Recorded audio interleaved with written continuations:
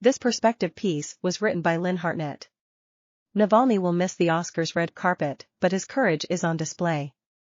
The Academy Award-nominated documentary Navalny situates his actions in a long tradition of self-sacrificial activism in Russian history. On Sunday, as Hollywood's elite pose for photographers on their way into the 95th Academy Awards ceremony, the star of one film will be conspicuously absent, Alexei Navalny, who will spend the evening not on the red carpet but in Penal Colony 2, just east of Moscow. The dramatic story of Navalny's path to a Russian prison is the subject of the CNN film Navalny, now in contention for Best Documentary Feature Film at Sunday's Oscars. The documentary charts Navalny's role as Russia's most prominent opposition figure and the near-fatal poisoning he suffered in an August 2020 assassination attempt as a result. In a film filled with dramatic moments, the most stunning revolve around his brazen decision to return to Russia 5 months later.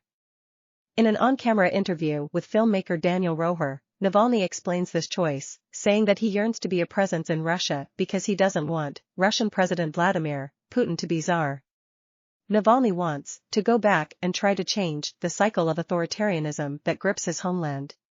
With this pointed response, Navalny situates his decision to return to Putin's malevolent grasp within a long, albeit tragic, tradition of political opposition and self-sacrificial activism in Russian history. For centuries, the Russian government, whether it was led by czars, commissars, or Putin, has relied upon repression and fear to maintain its authoritarian rule. In a society where free speech and habeas corpus have long held no practical standing, opposition figures and political radicals like Vera Finer, Sergei Kovalyov, Andrei Sakharov and Boris Nemtsov found that the only way to stand up to their government's despotism was to denounce and defy fear.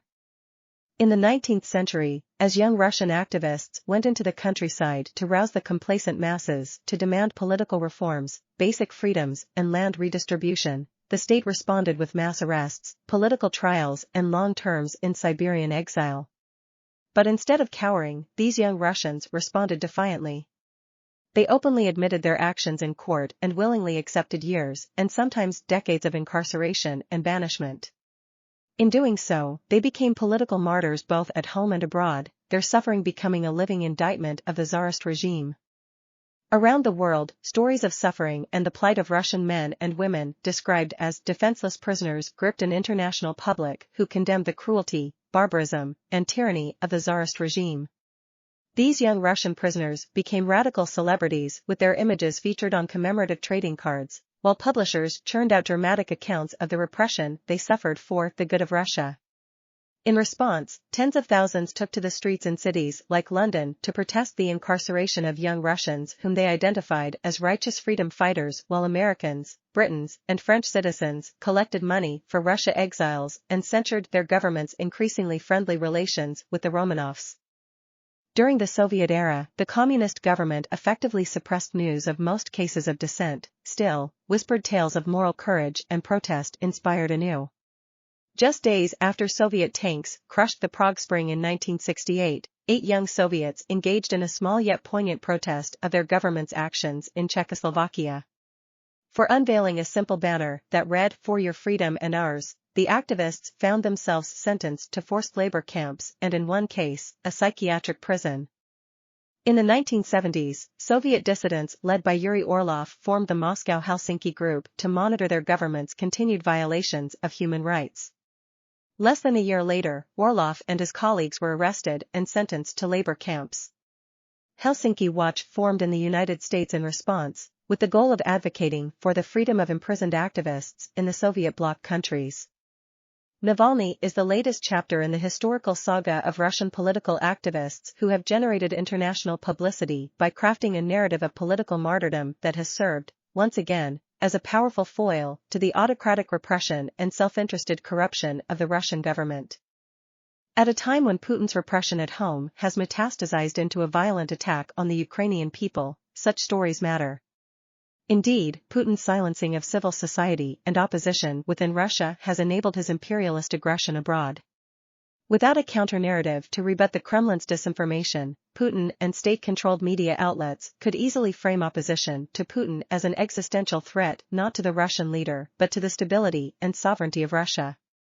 There is also something uniquely powerful in the self-sacrifice of a single tragic hero, even one who, like Navalny, has cooperated with dubious allies at times. For those privy to the drama unfolding before their eyes, past sins of the political prisoner fade, as indignant outrage settles upon the persecutor. As one Russian political exile noted in 1890, men's hearts are so made that the sight of one voluntary victim of a noble idea stirs them more deeply than the sight of a crowd submitting to a dire fate they cannot escape. Long a virtuoso of navigating social media and garnering millions of clicks around the world, Navalny understands the power of such historical narratives of political martyrdom and grand gestures of self-sacrifice for the greater good of the country. And so, he returned to his homeland and was promptly arrested. Serving what could be a decades-long prison term, Navalny uses his notoriety and amazingly continues to speak out against Putin and his disastrous war against Ukraine. Though transferred to solitary confinement in an attempt, in his view, to keep him quiet, Navalny refuses to capitulate, writing that there are more important things in life than comfort. Navalny's is but one voice. Countless others like his have been silenced by Russian and Soviet despots through the centuries. But as Navalny claims in this Oscar-nominated documentary, Putin's fierce reaction against him demonstrates that the Russian government is afraid. Thus, in response to the filmmaker's morbid question of what people should infer if he is killed, Navalny answers that people should realize that his murder would mean that the movement is strong. The publicity Navalny's cause has garnered through this film is well beyond what Russian activists opposing the imperial and Soviet states could have dreamed of. Yet the similarities between these generations of opposition figures loom large.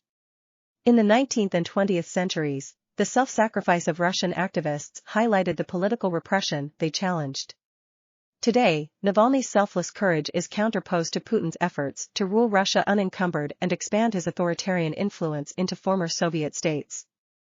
No matter which film wins the best Oscar on Sunday, audiences moved by Navalny's story can stay focused on the repression of human rights that defines Putin's despotic rule. Though options for action are woefully few, the continued exposure of the violence Putin employs to maintain his power at home and of the aggression he has unleashed to bring Ukraine to its knees is essential.